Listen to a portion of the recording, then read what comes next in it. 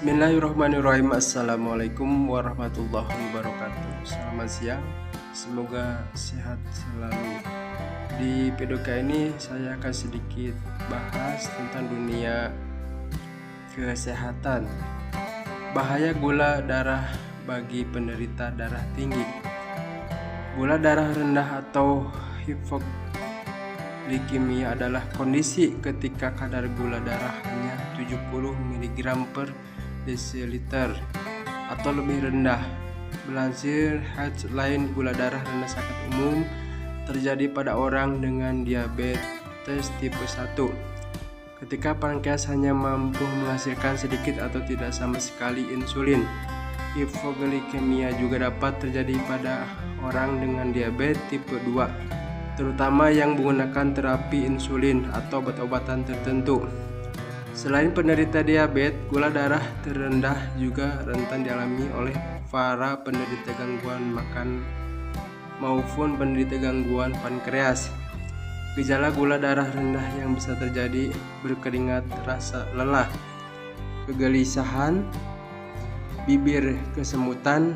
Untuk diperhatikan, tekanan darah tinggi atau hipertensi juga bisa menjadi tanda gula darah rendah. Mengapa gula darah rendah bisa menyebabkan tekanan darah tinggi? Dilansir dari Variable Health, tubuh kita mendapat energi untuk berfungsi dengan baik dari glukosa yang dapat ditemukan dalam karbohidrat dari makanan, sedangkan insulin bertanggung jawab untuk menarik glukosa dari aliran darah ke dalam sel, di mana glukosa ini akan digunakan untuk produksi energi.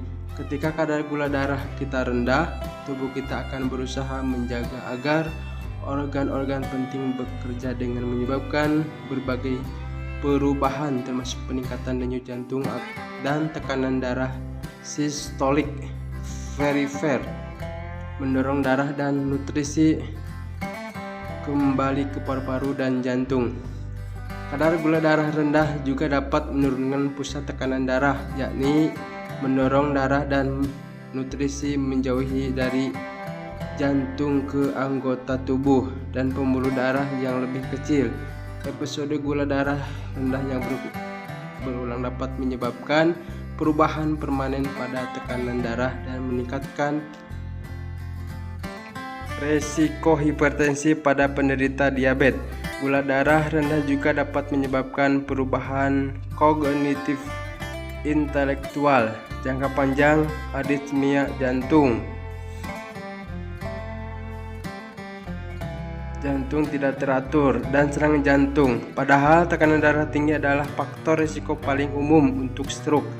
Kondisi ini juga diketahui dapat meningkatkan risiko masalah otak, jantung, dan ginjal. Kerusakan organ dan disfungsi kognitif juga dapat terjadi. Oleh karena itu, jika hipertensi tetap tidak tertangani, kejadian serius seperti stroke, serangan jantung, gagal ginjal, dan demensia dapat terjadi. Hipertensi menyebabkan dinding arteri mengalami tekanan yang tidak tertahankan, yang mengakibatkan jantung harus bekerja lebih keras untuk memompa darah. Hal ini dapat merusak otot jantung. Sebuah penelitian kecil terhadap 22 orang dengan diabetes tipe 1 menghubungkan gula darah rendah dengan tekanan darah tinggi dan menemukan bahwa hipoglikemia dapat menyebabkan hipertensi dari waktu ke waktu.